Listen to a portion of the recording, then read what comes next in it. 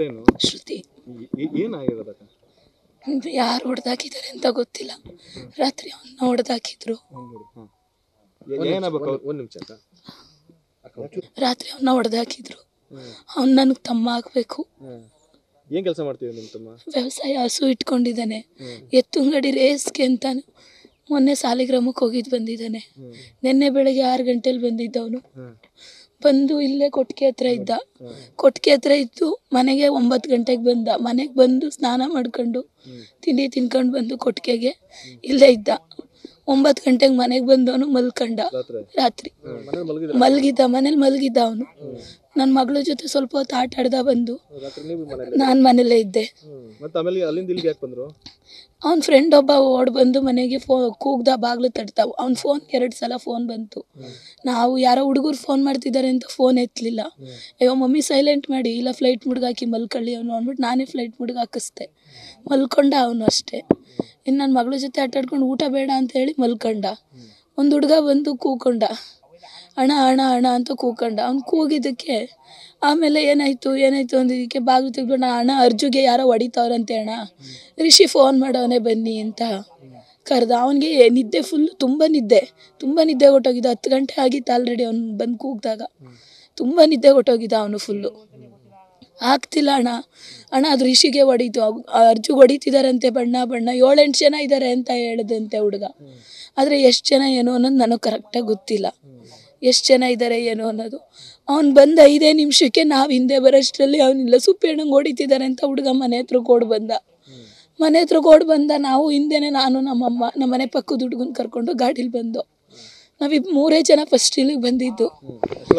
ಅಷ್ಟರಲ್ಲಿ ನಮ್ಗೆ ಅವ್ನು ಇಲ್ಲಿದ್ದಾನೆ ಅನ್ನೋದು ನನಗೆ ಗೊತ್ತಿರಲಿಲ್ಲ. ನಮ್ಮ ಫಾರ್ಮ್ ಇದೆ ಅಲ್ಲಿ ಮುಂದೆ, ಫಾರ್ಮ್ ಹತ್ರ ನಾನು ನಮ್ಮಮ್ಮ ಹುಡುಗ 3 ಜನನೂ ಅಲ್ಲಿಗೆ ಹೋದೋ. ಅಲ್ಲೋದಾಗ ನಾವು ಕೇಳ್ತೀವಿ ಫಸ್ಟು ಸುಪ್ಪಿ, ನನ್ನ ತಮ್ಮನ ಸುಪ್ಪಿ ಅಂತಲೇ ಕರೆಯೋದು ನಾನು. ಸುಪ್ಪಿ ಅಂತ ಜೋರಾಗಿ ಕೂಕತಾನೆ ಇದೆ. ಒಳಗಡೆಯಿಂದ ಅರ್ಜು ಹುಡುಗನ ಹೊಡೆದ್ಬಿಟ್ಟಿದ್ದಾರೆ ಆಲ್ರೆಡಿ. ಹುಡುಗನ ಫುಲ್ಲು ಹೊಡೆದಾಕ್ಬಿಟ್ಟಿದ್ರು.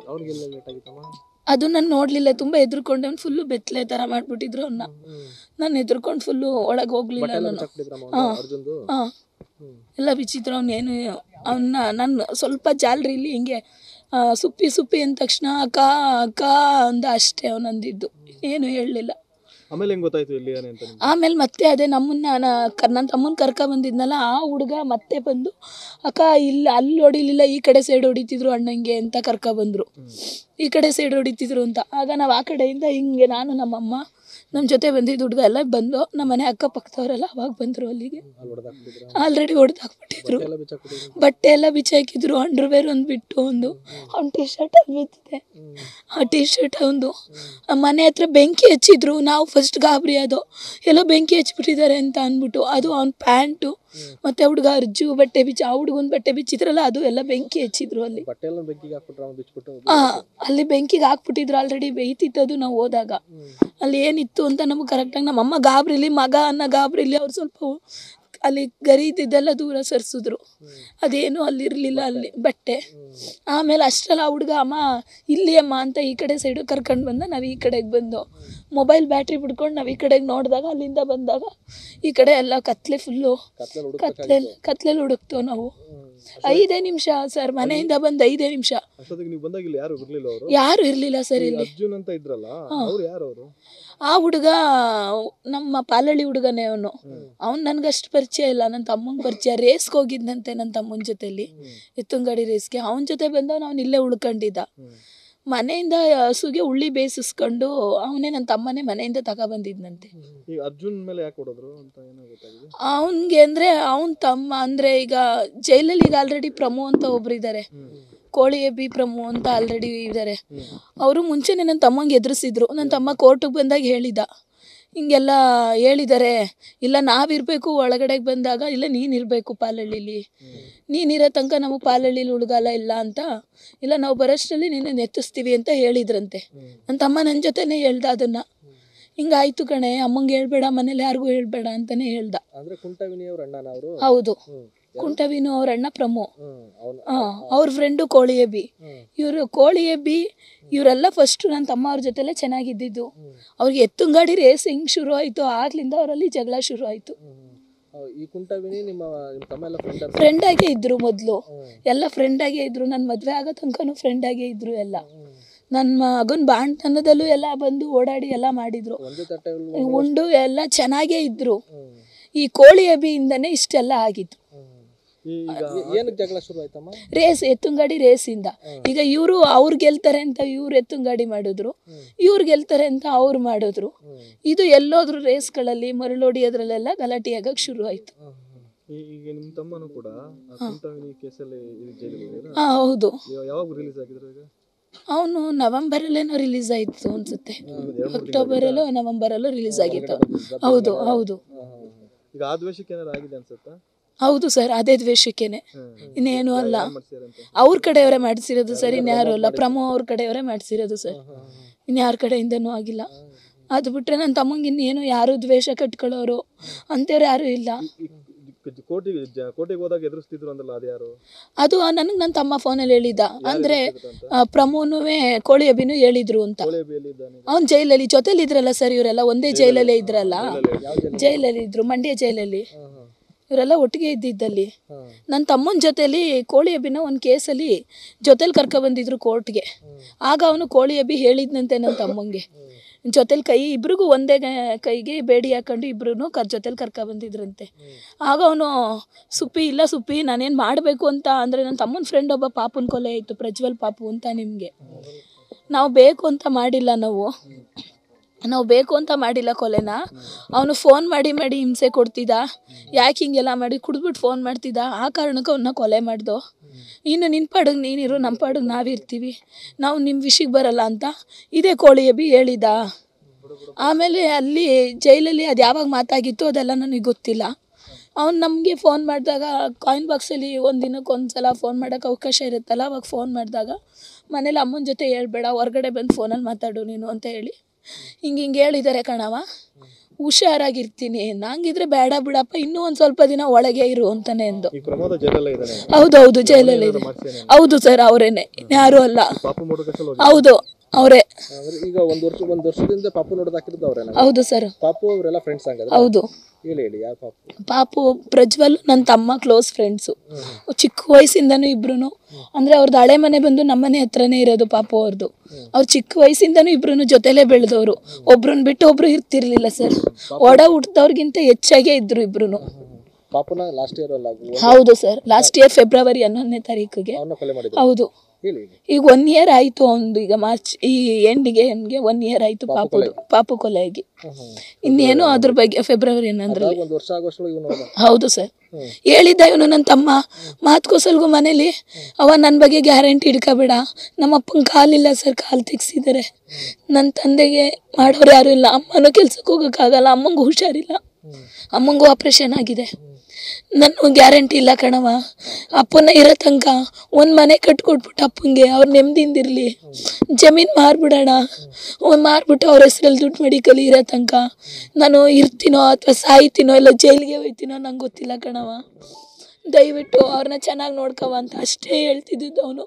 ಅವ್ನು ಯಾವಾಗ ನನಗೆ ಫೋನ್ ಮಾಡಿದ್ರು ಅದನ್ನೇ ಹೇಳ್ತಿದ್ದಿದ್ದು ಅವನು, ಇನ್ನೇನೋ ಅವ್ನು ಮಾತಾಡ್ತಿರ್ಲಿಲ್ಲ ಯಾವಾಗಲೂ. ಇತ್ತೀಚೆಗೆ ಮೊದಲು ಅವನು ಪಾಪು ಇದ್ದಾಗ ಮನೆ ಕಡೆ ಗಮನ ಕೊಡ್ತಿರ್ಲಿಲ್ಲ ಸರ್. ಅವನು ಪಾಪು ಸತ್ತ ಮೇಲೆ ನಮ್ಮ ಅಪ್ಪ ಅಮ್ಮ, ಈಗ ನಾನು ಯಾವಾಗ ಜವಾಬ್ದಾರಿ ತಗೊಂಡು ಅಪ್ಪಂಗೆ ಆಪ್ರೇಷನು ಅದು ಇದು ಎಲ್ಲ ಮಾಡಿದೆ, ಅದಾದಮೇಲೆ ನನ್ನ ತಮ್ಮ ಅವನೇ ಇಲ್ಲ ಕಣವ, ನಿನ್ನ ಜೀವನ ಇನ್ನು ನೀನು ಮಾಡು, ನಾವು ನೋಡ್ಕೋತೀವಿ, ನಾನು ನೋಡ್ಕೋತೀನಿ, ನಾನಿದ್ದೀನಿ ಆಯಿತು. ಅವ್ರ ಪ್ರಕಾರನೇ ಎತ್ತು ಗಾಡಿ ಮಾಡ್ತೀನಿ, ಹಸು ಮಾಡ್ತೀನಿ ಅಂತ ಮನೇಲಿ ಒಂದು ಹಸು ಇತ್ತು, ಆ ಹಸುನು ತಂದು ಕೊಟ್ಟಿಗೆಯಲ್ಲಿ ಕಟ್ಕೊಂಡು ಮನೆ ಹತ್ರ ಈಗ ಜಾಗ ರೆಡಿ ಮಾಡ್ಕೊಂಡು ಹಸು ಇಲ್ಲಿ ಹುಡುಗರೆಲ್ಲ ಬರ್ತಾರೆ ಅಂತ ಹೇಳಿದ್ರು ಅಂದ್ಬಿಟ್ಟು, ಬೇಡ ನನ್ನಿಂದ ಬೇರೆ ಗಂಡು ಮಕ್ಕಳು ಹಾಳಾಗೋದು, ಅವ್ರ ಮನೆಯವ್ರು ತೊಂದರೆ ಕೊಡೋದು, ಅದು ಯಾವುದು ಬೇಡ, ಮನೆ ಹತ್ರನೇ ಇದು ಹಸು ಕಟ್ಕೊತೀನಿ ಅಂತ ಮನೆ ಮುಂದೆ ನಮ್ಮದು ಮನೆ ಹತ್ರನೇ ಹಸುಗೆ ಜಾಗ ಮಾಡ್ಕೊಂಡ. ರೇಸ್ ಇತ್ತು ಅಂತ ಹೋಗಿದ್ದ, ಇನ್ನೊಂದು ಸ್ವಲ್ಪ ಕೆಲಸ ಇತ್ತು, ಆ ಕೆಲಸ ಮುಗಿಸ್ಬಿಟ್ಟು ಬರ್ತೀನಿ ಅಂತ, ರೇಸ್ ಮುಗಿಸ್ಬಿಟ್ಟು ಬಂದು ಕೆಲಸ ಮಾಡಿಸ್ಕೊತೀನಿ, ಆಮೇಲೆ ಹಸು ತಂದು ಕಟ್ತೀನಿ ಅಂತ ಹೇಳ್ದ. ಇವಾಗ ಅವನೇ ಇಲ್ಲ ಸರ್.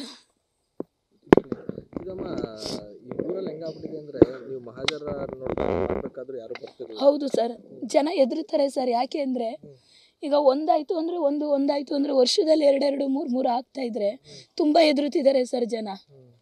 ಇದು ಯಾವ ಥರ ಚೇಂಜ್ ಮಾಡಬೇಕು ಅನ್ನೋದು ನಮಗೂ ಗೊತ್ತಾಗ್ತಿಲ್ಲ. ಮಹಾಜರ್ಗೆ ನೀವು ಕರೆದ್ರಿ, ಸೈನ್ ಹೌದು ಸರ್. ಕಣ್ಣೀರ್ ಆಗ್ತಾ ಇದೆ. ಯಾಕೆಂದರೆ ನಾಳೆ ಅವ್ರುಗಳು ಕೋರ್ಟಿಗೆ ಬರಬೇಕಾಗುತ್ತೆ, ಇವರಿಂದ ನಾವು ಕೋರ್ಟ್ ಮೆಟ್ಲು ಹತ್ಬೇಕಾಗುತ್ತೆ ಅನ್ನೋ ಭಯಕ್ಕೆ ಬರ್ತಿಲ್ಲ. ಆಮೇಲೆ ಏನಾದ್ರು ಮಾಡ್ಬಿಡ್ತಾರೆ, ಏನಾರು ಅವ್ರ ಕಡೆಯವರು ಈಗ ನಾವು ಸಾಕ್ಷಿಗೆ ಸೈನ್ ಆಗ್ತು ಅಂದರೆ ಪ್ರಮುಖ ಕಡೆಯವರು ಏನಾರು ಮಾಡಿಸ್ತಾರೆ ಅನ್ನೋ ಭಯಕ್ಕೆ ಅವರು ಬರಲಿಲ್ಲ ಸರ್. ಇಡೀ ಊರಲ್ಲಿ ಭಯ ಇದೆ ಇದೇ ತರ ತುಂಬ ಜನಕ್ಕಿದೆ ಸರ್. ಏನಾರ ಈಗ ನಿಮ್ಮ ಎದುರುಗಡೆನೆ ತುಂಬ ಜನ ಹೋದ್ರು, ಎಲ್ಲರೂ ಕೇಳ್ಕೊಂಡೆ. ಏನಿಲ್ಲ, ಬರೀ ಸೈನು ಅವರು ಮಾಜರ್ ಮಾಡಿದ್ದಾರೆ ಅನ್ನೋದಕ್ಕೊಂದು ಸೈನ್ ಹಾಕೊಡಿ ಅಷ್ಟೇ, ನೀವು ಕೋರ್ಟ್ಗೆಲ್ಲ ಬರೋಂಥದ್ದಿಲ್ಲ, ಇಲ್ಲೇ ಸೈನ್ ಹಾಕೊಡಿ ಅಂದೆ. ಯಾರು ಬರಲಿಲ್ಲ. ನಿಮ್ಮ ಎದುರಿಗೆ ಎಲ್ಲ ಭಯ ಪಟ್ಕೊಂಡೆಲ್ಲ ಅವ್ರ ಪಾಡ್ಗೆ ಅವ್ರು ಹೋದ್ರು. ಊರಲ್ಲಿ ಆಗಿಂದಾಗ ಹೆಣ ಬೀಳ್ತಾನೆ ಇದೆ. ಹೌದು ಸರ್, ಬೀಳ್ತಾನೆ ಇರುತ್ತೆ ಸರ್. ಇದು ಹುಡುಗರ ದ್ವೇಷ ಎಲ್ಲ ಸರ್, ಇದು ಹುಡುಗರ ದ್ವೇಷಗಳೇ ಸರ್. ಎತ್ತುಂಗಾಡಿ ರೇಸು ಸರ್, ಇನ್ನೇನು ಅಲ್ಲ ಸರ್. ಇದು ಅದು ಬಿಟ್ಟರೆ ಬೇರೆ ಏನೂ ಇಲ್ಲ ಇಲ್ಲಿ ಊರಲ್ಲಿ. ಎಲ್ಲ ಈ ರೇಸ್ಗಳಿಂದನೇ ಶುರುವಾಗಿರೋದು ಸರ್. ಪ್ರಜ್ವಲ್ ಸತ್ತಾಗ್ಲೂ ಇದನ್ನೇ ಹೇಳಿರೋದು ನಾವು. ಅವ್ನು ಸತ್ತಾಗ್ಲೂ ರೇಸ್ ಇದರಲ್ಲೇ ಆಗಿರೋದು ಸರ್. ನಿಮ್ಮ ತಮ್ಮ ಅವ್ರಿಗೆ ಬುದ್ಧಿ ಹೇಳೋದು ಸರ್ ಎಲ್ಲ ಮಾಡಾಯ್ತು ಸರ್. ಅಂದರೆ ಕೇಳೋ ಮಕ್ಳುಗಳಿಗಾದ್ರೆ ಹೇಳ್ಬೋದು, ಇನ್ನು ಚಿಕ್ಕ ಹುಡುಗರಿಗಾದ್ರೆ ಹೇಳ್ಬೋದು. ಇವ್ರು ಬೆಳೆದು ನಿಂತಿರೋ ಮಕ್ಳಿಗೆ ನಾವು ಹೇಳೋಕ್ಕಾಗಲ್ಲ ಸರ್. ನಾವು ನಾವು ಹೇಳಿದ್ದೆ ಸರ್. ನನಗೆ ಎತ್ತುಂಗಾಡಿ ಅವ್ನು ಮಾಡೋದೇ ನಂಗೆ ಇಷ್ಟ ಇರಲಿಲ್ಲ. ಅವನು ಎತ್ತುಂಗಾಡಿ ಮಾಡೋದೇ ನಂಗೆ ಒಂಚೂರು ಇಷ್ಟ ಇರಲಿಲ್ಲ. ಬೇಡ ಕಣಪ್ಪ, ಅದರಿಂದನೇ ಒಬ್ಬನ ಕಳ್ಕೊಂಡಿದ್ದೀವಿ, ಬೇಡ ನೀನು ಇವೆಲ್ಲ ಬಿಟ್ಬಿಡು ರೇಸ್ನ. ಒಂದು 4 ಹಸು ಹೇಳೋರಲ್ಲ ನಿಮ್ಮಪ್ಪ, ಹಿಂಗೆ ಹಸು ಮಾಡಿಸ್ಕೊ, ಹಸು ಸಾಕೊಂಡಿರು ಸಾಕು, ಜಮೀನು ನೋಡ್ಕೊಂಡು, ಇನ್ನೇನು ಬೇಡ. ನಿಮ್ಮ ಅಮ್ಮನೂ ಮಾಡ್ತಾರೆ ಮನೇಲಿ, ಹೆಂಗೋ ಮಾಡ್ಕೊಂಡಿರಪ್ಪ. ನಮ್ಮ ಅಮ್ಮನೂ ಹಸು ಎಲ್ಲ ಮೊದಲು ನಾವು ಮನೇಲಿ ಹಸು ಸಾಕ್ತಿದ್ರು ಸರ್. ಅಮ್ಮನೂ ಎಲ್ಲ ಮಾಡ್ತಿದ್ರು. ಹಸುಲೆ ಜೀವನ ಸರ್, ಬೇರೆ ಏನೂ ಇಲ್ಲ. ಅಪ್ಪಂಗೀಗ ಕಾಲಿಲ್ಲ. ಈಗ ನಾನು ಮದುವೆ ಆಗಿ ಗಂಡನ ಮನೆಗೆ ಹೋಗಿದ್ದೀನಿ. ಎಷ್ಟು ದಿನ ಅಂತ ಇಲ್ಲಿ ನೋಡ್ಕೊಳಕ್ಕಾಗುತ್ತೆ ಸರ್? ಇಲ್ಲೇ ಇದ್ದು ಮಾಡ್ತೀವಿ ಅನ್ನೋದೆಲ್ಲ ಸುಳ್ಳು ಸರ್. ಹೆಣ್ಮಕ್ಳು ಈಗ ಇಲ್ಲೇ ಇರ್ತೀವಿ ಅಂದ್ರೂ ಗಂಡನ ಮನೇಲೂ ಅದೆಲ್ಲ ಅವಕಾಶ ಕೊಡಲ್ಲ. ಅವನಿಗೆ ಬರೋಕ್ಕೆ ಇಷ್ಟ ಇರಲಿಲ್ಲ ಸರ್. ಅವನಿಗೆ ಫುಲ್ ನಿದ್ದೆ. ಎದ್ದು ಗಾಬರಿಗೆ ಅವನು ಏನು ಮಾಡ್ತಾ ಇದ್ದೀನಿ, ಅವ್ನು ಹೊರಗಡೆಗೆ ಬರೋದಕ್ಕೆ ಅವನು ಪರದಾಡ್ತಿದ್ದ. ಹಿಂದೆ ಮುಂದೆ ನೋಡ್ತಿದ್ದ. ಮನೆ ಒಳಗಡೆಗೆ ಈಚೆಗೂ ಆಚೆಗೂ 3 ಸಲ ಈಚೆ ಆಚೆ ಓಡಾಡ್ದ ಸರ್. ಅವನು ಬರಲೋ ಬೇಡವೋ, ಹೋಗ್ಲೋ ಬೇಡವೋ ಅಂತ. ಯಾಕೆಂದರೆ ಅವನ ಜೊತೆಲಿ ಕರ್ಕೊಬರಕ್ಕೆ ಬಂದಿದ್ದು ಕಾರ್ತಿಕ್ ಒಬ್ಬನೇ ಇದ್ದಿದ್ದಲ್ಲಿ, ಇನ್ಯಾರು ಜೊತೆಲಿ ಇರಲಿಲ್ಲ ಹುಡುಗರು. ಯಾಕೆಂದರೆ ಈಗ ನಮ್ಮ ಜಾಗದಲ್ಲಿ ಯಾವುದೋ ಒಂದು ಹುಡುಗ ಬಂದಿದ್ದು, ಆ ಹುಡುಗಂಗೆ ಹಿಂಗೆ ತೊಂದರೆ ಆಯಿತು ಅಂದರೆ ನಾಳೆ ದಿನ ನಾವೇ ಅದನ್ನು ಕೇಸ್ನ ಸಾಲ್ವ್ ಮಾಡಬೇಕಾಗುತ್ತೆ. ಸುಮ್ಮನೆ ಪ್ರಾಬ್ಲಮ್. ಈಗ ಆ ಹುಡುಗಂಗೆ ಜೀವಕ್ಕೆ ತೊಂದರೆ ಆಗೈತೆ. ಈಗ ಅವ್ನು ಬದುಕ್ತಾನೋ ಸಾಯ್ತಾನೋ ಗೊತ್ತಿಲ್ಲ. ಆ ಗ್ಯಾರಂಟಿ ನಮಗೂ ಇಲ್ಲ. ಈಗ ಏನೇ ಆಯಿತು ಅಂದ್ರೂ ಅವಾಗ ನಮ್ಮ ತಲೆ ಮೇಲೆ ಬರುತ್ತೆ ಅನ್ನೋ ಗಾಬರಿಲಿ ಅವನಿದ್ದ. ಉಳಿಸ್ಕೊಳ್ಳೋಕ್ಕೋಸ್ಕರ ಸತ್ಯವಾಗ್ಲೂ ಅವ್ನು ಬಂದಿದ್ದು ಸರ್. ಅವನೊಬ್ಬನೇ ನಾವು ಯಾರನ್ನೂ ಕಳಿಸ್ತಿರ್ಲಿಲ್ಲ ನಾವು ಯಾವತ್ತೂ. ಹೌದು, ಅದರಿಂದನೇ ಅವ್ನು ಬಂದಿದ್ದು ಇಲ್ಲಿಗೆ. ಹೌದು ಸರ್, ಅವನಿಗೋಸ್ಕರನೇ ಅವ್ನು ಬಂದಿದ್ದು. ಯಾಕೆಂದರೆ ನಮ್ಮಿಂದ ಇನ್ನೊಂದು ಹುಡುಗರು ಬಂದು ಕೊಟ್ಟಿಗೆಲ್ ಮಲಗಿದ್ದಾರೆ, ಅವ್ರನ್ನ ನೋಡ್ಕೋಬೇಕು ಅನ್ನೋ ಕಾರಣಕ್ಕೆ ಬಂದಿದ್ರು. ಅದೇ ಗೊತ್ತಿಲ್ಲ ಸರ್. ನಮ್ಮ ಅಪ್ಪನ ಗೋಳನ್ನ ನೋಡೋಕೆ ಆಗ್ತಿಲ್ಲ ಸರ್ ನನಗೆ. ಅಪ್ಪನ ಕಾಲಿಲ್ಲ. ಅವ್ರಿಗೆ ಶುಗರ್ ಗ್ಯಾಂಗ್ರೀನ್ ಆಗಿ ಕಾಲು ತೆಗ್ದಿದ್ದಾರೆ. ಅಮ್ಮನೂ ಎಲ್ಲೂ ಕೆಲ್ಸಕ್ಕೆ ಹೋಗೋಕ್ಕಾಗಲ್ಲ. ಇರೋ ಪರಿಸ್ಥಿತಿಲಿ ಮನೇಲಿ ಯಾರೂ ನೋಡ್ಕೊಳ್ಳೋ ಥರ ಇಲ್ಲ ಸರ್. ಯಾರೂ ನಮ್ಗೆ ಆಗಿಲ್ಲ ಅವಾಗ್ಲಿಂತನೂ ಅಷ್ಟೇ. ನಮ್ಮಪ್ಪ ಒಂಥರ ಸ್ವಾಭಿಮಾನಿ ಜಾಸ್ತಿ. ಯಾರ ಹತ್ರನೂ ಏನೂ ಕೇಳಲ್ಲ, ಯಾರ ಹತ್ರನೂ ತಲೆ ತಗ್ಸಲ್ಲ. ಅವರು ಏನೇ ಇದ್ರು ನಾಚ್ಕೊಂಡು ಬರ್ತಾರೆ, ಯಾರ ಹತ್ರನೂ ಏನೂ ಕೇಳಲ್ಲ ಅವರು. ಸರ್ ಇಷ್ಟೇ ನಾನು ಹೇಳೋದು ಸರ್. ನಿಮ್ಮ ಮನೆಗೆ ಮಕ್ಕಳಾಗಿರಿ ಅಷ್ಟೇ. ಎಲ್ರಿಗೂ ಈಗ ಆಗಿರೋ ನೋವೇ ಸಾಕು ಸರ್. ರೇಸು ಅನ್ನೋದನ್ನ ದಯವಿಟ್ಟು ಬಿಟ್ಬಿಟ್ಟು ಅವ್ರ ಜೀವನ ಅವ್ರು ಮಾಡಲಿ ಸರ್. ಅವ್ರ ಅಪ್ಪ ಅಮ್ಮ ನಮ್ಮ ಥರ ಅವರು ನೋವು ತಿನ್ನೋದು ಬೇಡ ಸರ್. ಫಸ್ಟು ಸರ್ ನಾನು ಹೇಳೋದು ಇಷ್ಟೇ, ಹುಡುಗರುಗಳು ಸರ್ಕಲಲ್ಲಿ ತುಂಬ ಒತ್ತಿರೋದನ್ನು ಕಡಿಮೆ ಮಾಡಿಸಿದ್ರೆ ಎಲ್ಲ ಸರಿ ಹೋಗುತ್ತೆ ಸರ್. ಹೌದು ಸರ್, ಅದನ್ನು ಬಿಟ್ಟರೆ ನಾನು ಇನ್ನೇನು ಹೇಳಲ್ಲ ಸರ್. ಅವ್ರ ಸರ್ಕಲಲ್ಲಿ ಹುಡುಗರುಗಳನ್ನ ಕಡಿಮೆ ಮಾಡಲೇಬೇಕು ಸರ್. ಹೌದು ಸರ್, ಯಾಕೆಂದರೆ ಅದೇ ದ್ವೇಷ ಬೆಳೆದಿದ್ದು. ಅದೇ ದ್ವೇಷ ಬೆಳೆದು ಒಬ್ಬಂದು ಕೊಲೆ ಆಯಿತು. ಫಸ್ಟು ವಿನಯ್ ಕುಂಟವಿನುದು. ಅದು ಯಾವ 2 ಟೀಮ್ ಆಯ್ತು ಅದು. ಹೌದು, ಇವ್ರದ್ದು ಟೀಮ್ ಆಯಿತು ಸರ್. ಅದು ಇವ್ರದ್ದೇ ಬೇರೆ ಆಯಿತು, ಅವ್ರದ್ದೇ ಬೇರೆ ಆಯಿತು. ಅಂದರೆ ಇವ್ರದ್ದೇ ಅಂದರೆ ಪಾಪು ಮತ್ತು ಸುಪ್ರೀತ್ ಇಬ್ಬರೇ. ಇವ್ರ ಜೊತೆಗೆ ಒಂದು 3 ಜನ ಹುಡುಗರುಗಳು, ಸಣ್ಣ ಪುಟ್ಟ ಹುಡುಗರುಗಳು ಇರ್ತಿದ್ರು. ಅವ್ರ ಜೊತೆಗೂ ಹಂಗೆ ವಿನು ಕೋಳಿ ಎಬಿ, ಅವ್ರ ಜೊತೆಗೆ ಒಂದು 4-5 ಜನ ಹುಡುಗರುಗಳು ಇರ್ತಿದ್ರು. ಇವ್ರುಗಳದೇ ಜಾಸ್ತಿ. ಹೌದು ಸರ್.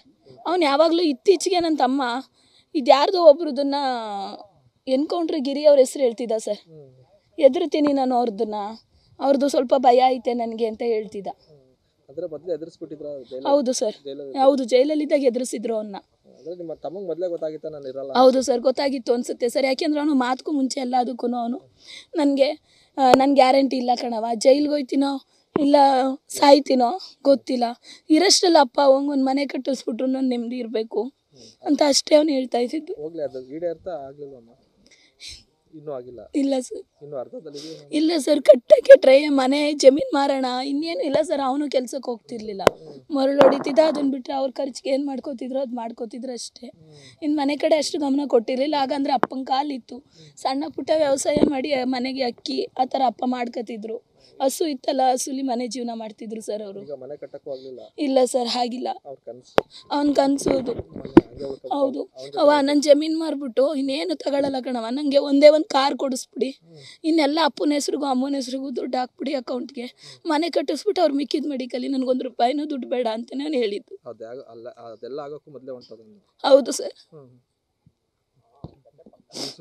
ಶ್ರುತಿ.